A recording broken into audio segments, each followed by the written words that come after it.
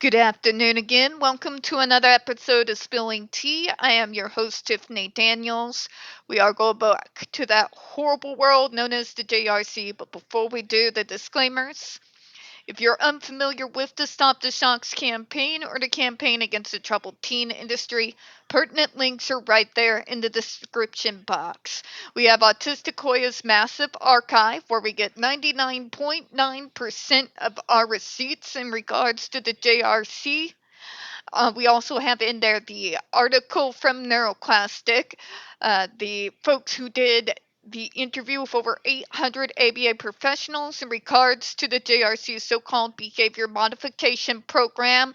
It did anger them so much they threatened Neuroclastic with a defamation lawsuit. They don't want you to read it, so that's why you should. Please read it. Share it on your social media.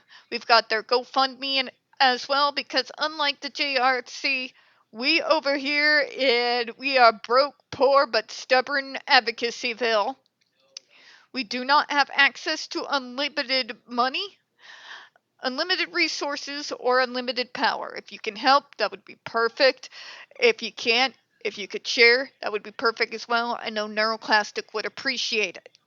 Our trigger warnings, folks, when we talk about places like the Judge Rotenberg Educational Center or Agape Boarding School for Boys, you're going to hear vivid descriptions of and catch clips or surveillance footage of people with mental health issues and disabled people being tortured and abused. If you got young children present, please go ahead and use the headphones.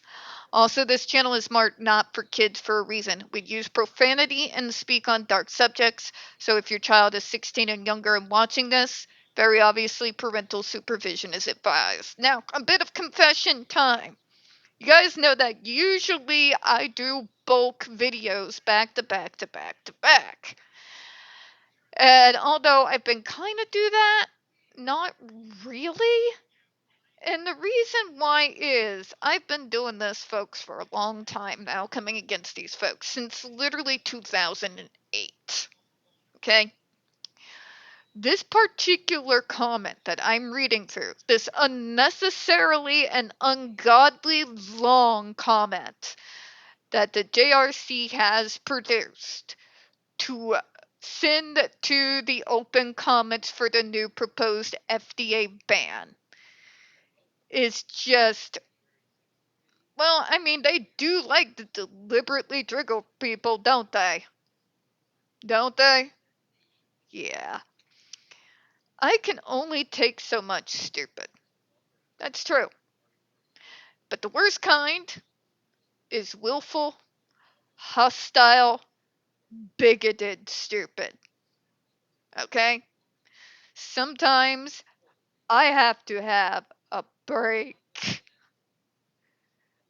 because these monstrous human beings and the way that they talk about us, while literally using us as an excuse as to why we need to be tortured.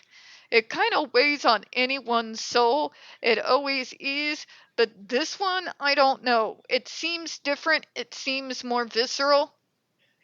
So that's why we're kind of doing this here. So I'm going to try to at least finish up 5 today, but we'll see how it goes with this video, huh? To our next sentence, shall we? All right. With the failure of these less intrusive means of treatment, the JRC sought and received permission from the court to supplement RM's behavior modification treatment plan with ESD treatment. Here is my morbid curiosity. Would anybody else like to see the type of paperwork they file with the Massachusetts court that gets the judge to agree with this insanity? I would actually like to see that. You know? What kind of things are they putting in front of that judge in order to get them to sign off on this insanity?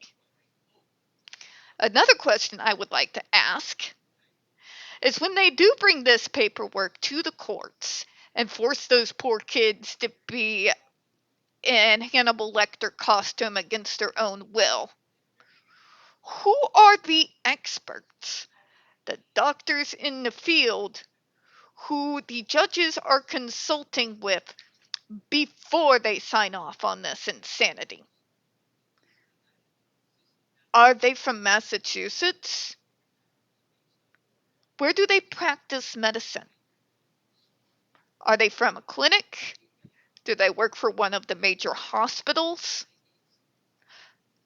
What is their actual doctorate titles? And what is their specialties?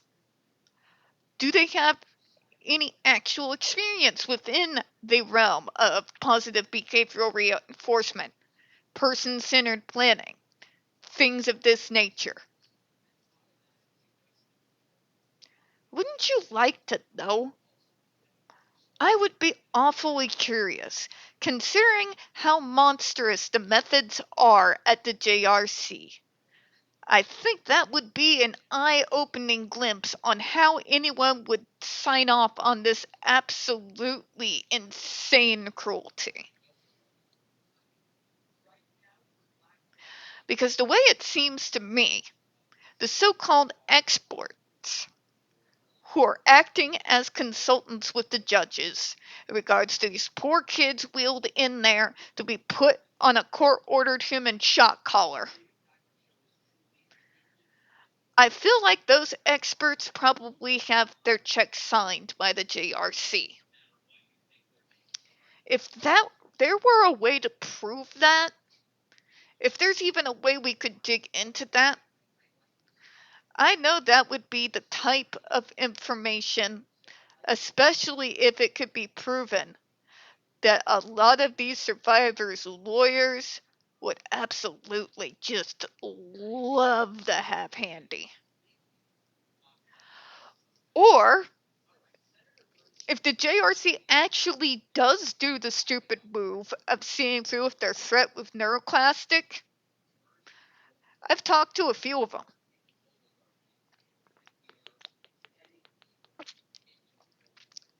The general mindset is they actually do want the JRC to see through with their threat. And the reasoning behind that is then they're going to be subject to discovery. So I'm going to be keeping an eye on that, but something tells me that's why they only tried to threaten Neuroclastic. When they found out Neuroclastic, just like ASAN and the rest of us, have a pretty good knowledge in regards to the law, and if they did go through with that defamation lawsuit, the types of information that JRC would actually have to produce in regards to discovery is probably why that may never happen. But if it does, oh my god, could you the evil cackle that would leave out of my mouth if they had the hubris, the pride, and an ego to actually go through it. I do mean maniacal, probably multiple hours of laughter that probably only my mama would approve of, because she knows me and I get it from her. You know? Just saying.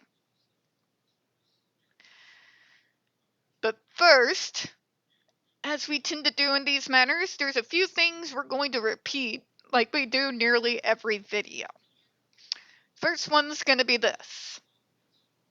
If a part of that paperwork lists these interventions, and the experts who are the consultant judges are not advising that judge properly, for example, giving them more in-depth information into each of these so-called non-intrusive interventions that the JRC tries first, if they're not telling them the time duration in using those interventions,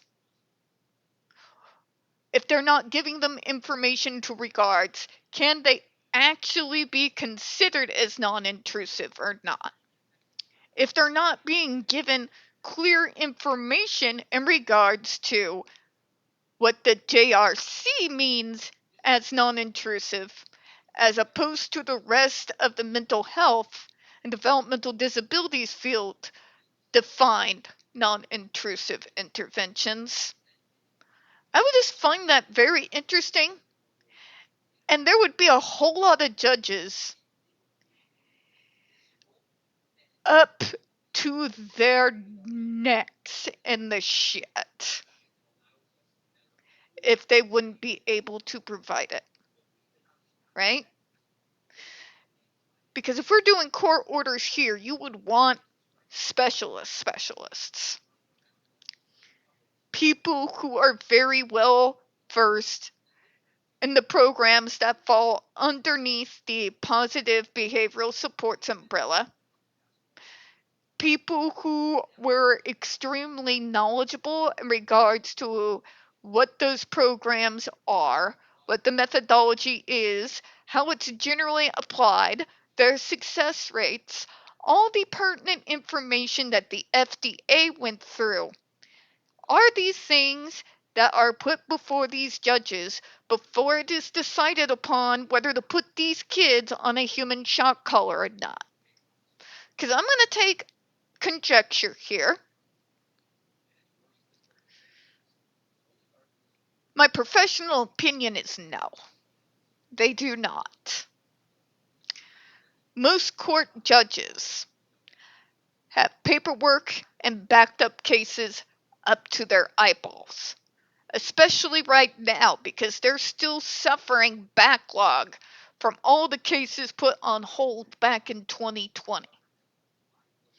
What more than likely happens is they trust the JRC as experts. They don't really do any reading into the interventions. They trust them blindly, and they simply sign the paperwork and send them on their way instead of diligently doing their jobs. I'm going to use the word allegedly here so I don't get myself into any trouble. I'm doing okay monetary wise, but I'd like to continue to do okay monetary wise, so we'll just say allegedly here. You hear that, YouTube? Allegedly, allegedly, allegedly. Hopefully I'm covered. If not, I still got the 88 dude of mine that's on speed dial. This is why long-term networking contacts when you're doing this kind of work, either voluntary or no, is very nice to keep in touch with over long years. Yeah, you have to. Sorry to say, you have to. Alright? So, we're going to start with the obvious. None of the interventions listed fall under the positive behavioral support intervention programs or treatment plans. Not a single one of them. Every last one of them fall underneath applied behavioral analysis. Non-intrusive usually means respecting the space of a person. We'll just use a very vague definition here. That means no rearranging anyone's environment without their permission, no entering into someone's space unasked for unless it's an emergency. That means allowing people to eat reasonable amounts of food when it is food time, with food that is properly prepared, fresh, and safe, instead of intervening by making them wear a belt where food is carried all day in styrofoam cups. Ask me if that is safe. That is a bacteria nightmare waiting to happen. Just saying. You're asking for something to go horribly, horribly wrong. Especially now with bird flu. This is a bad idea. Bad idea. Okay? None of those methods truly fall under a true definition of non-intrusive. But just because I like to get all my ducks in a row, we are going to go ahead and look up the definition.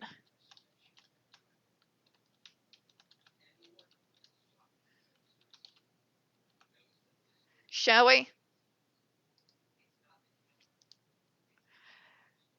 What non-intrusive means, in brief, not causing discomfort or interference. When we go back to our document here, everything that lists as non-intrusive, definition, what they said was non-intrusive. Behavioral contacts for things you're going to be consequented for. Differential primary reinforcement extinction. Behavioral contracts, manipulations of environment and demands unasked for. All of this, what they said, what it actually means. I'm going to do it again. Do it again. What it actually means, what the JRC says. So JRC, if under your program, due to not fitting your rules, you force a person to wear a food belt, and in the middle of the class where everybody is watching, if they have a quote-unquote behavior, you make them get up in front of their desk and throw away 2 bites of food. Or, on the other hand, if in their residences, you make them perform little tasks between each bite, you are causing discomfort and interference. Okay? We could go through these one by one, but I think I've already sufficiently covered it in the other videos for today. Okay? That's what non-intrusive actually means non-bothersome. If you're doing the things that the JRC lists as non-intrusive, everything they're doing is bothersome. Okay? None of that is non-intrusive methods. None. Hear me, JRC. None. Do not make me go get out a billboard and get a video for this channel marching up and down the street that just says a big none, because I don't know, folks. I'm feeling the crazy these days. I am feeling the crazy hard. All right? And again, you look at that, you look at this, and you think that they use this as an excuse to get the judge to do the court order. You have to ask, is the judge being properly informed with actual full information and details in regards to the so-called non-intrusive interventions that are being used before they sign those court orders? Because one of two things is happening. They're either reading it and are not being properly informed or given full details so that they can make a proper decision. Okay? Or in actuality, they know what the JRC is doing. And they're either drinking the Kool-Aid or signing off on it anyway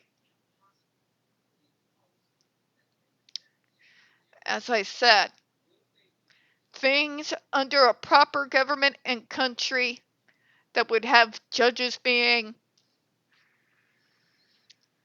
they would have a few things looked at. We'll just put it that way. Allegedly. Hear me, YouTube? Allegedly. I'll say it again for the third time. Allegedly. Alright, I know this one's a little bit shorter, folks, but we're going to go ahead and close out here for this one. I think we covered that pretty sufficiently here. We don't get very many views on this channel. The few we do tend to get removed from time to time. So folks, please don't forget to hit the like button, hit subscribe, don't forget to hit the comments. I absolutely do appreciate your time. As always, folks, we here at Spilling Tea definitely do hope you have a good one. I'll see you again here in a few minutes. I'm going to play my puzzle game, The Detox, before we go into the next video. Bye-bye, everyone.